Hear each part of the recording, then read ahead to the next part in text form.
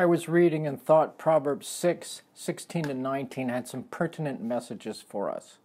It says, "There are 6 things the Lord hates, 7 that are detestable to him: haughty eyes, a lying tongue, hands that shed innocent blood, a heart that devises wicked schemes, feet that are quick to rush into evil, a false witness who pours out lies, and a person who stirs up conflict in the community."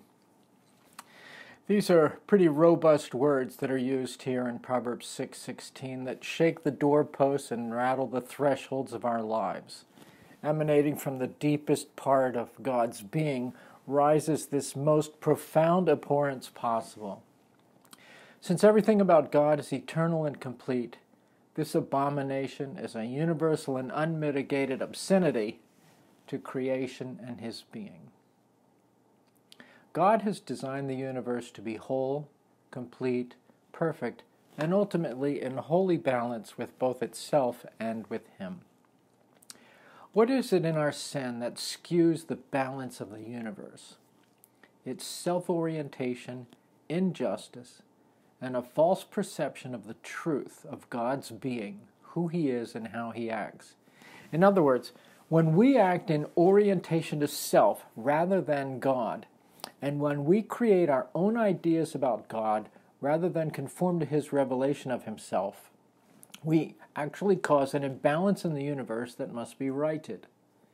God is the one who can right such imbalances, and he does it by his acts of judgment, grace, mercy, and redemption. Those, of course, finding their ultimate expression in Jesus Christ, where all things will be made right once again.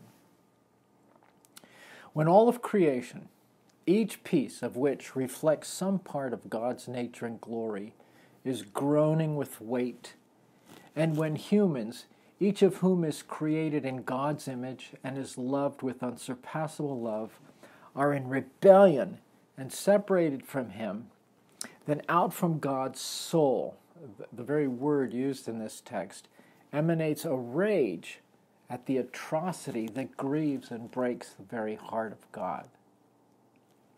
Look at verse 17. He hates proud eyes. What always makes a mess is our orientation to self and our lack of compassion for others. And the result of pride is always a lack of accurate perception. Verse 17, a lying tongue. This is a lack of trust, a lack of honesty, a lack of justice, just trying to get away with something wrong that we perceive will be of benefit to us. Verse 17, hands that shed innocent blood. It's a lack of respect for life, a lack of fairness, a lack of justice. See, these are things that God hates. Verse 18, a heart that devises wicked schemes.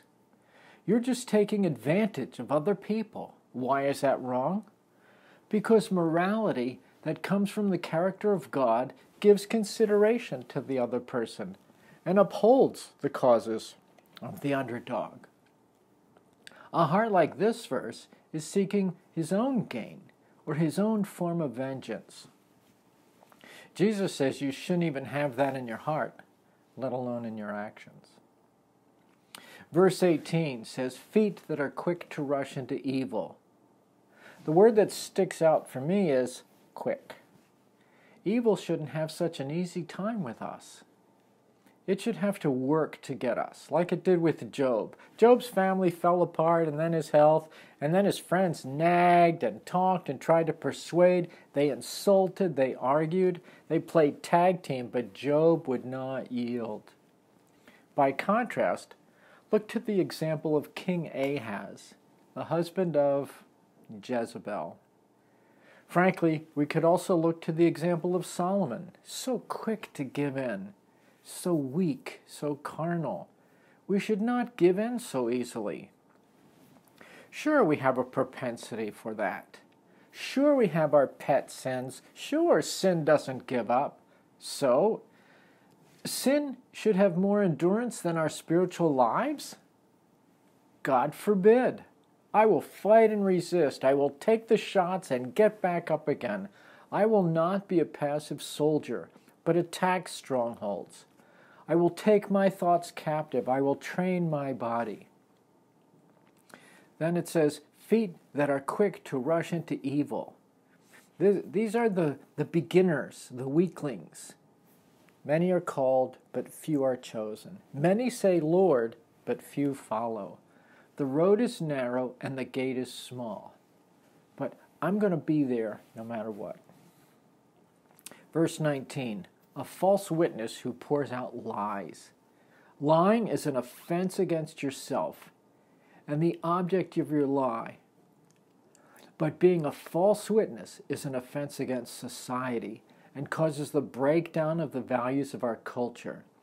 If we can't trust our witnesses in court, then justice is a travesty.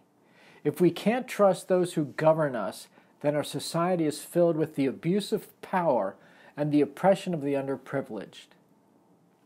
If we can't trust our media, then we're just pawns to be manipulated.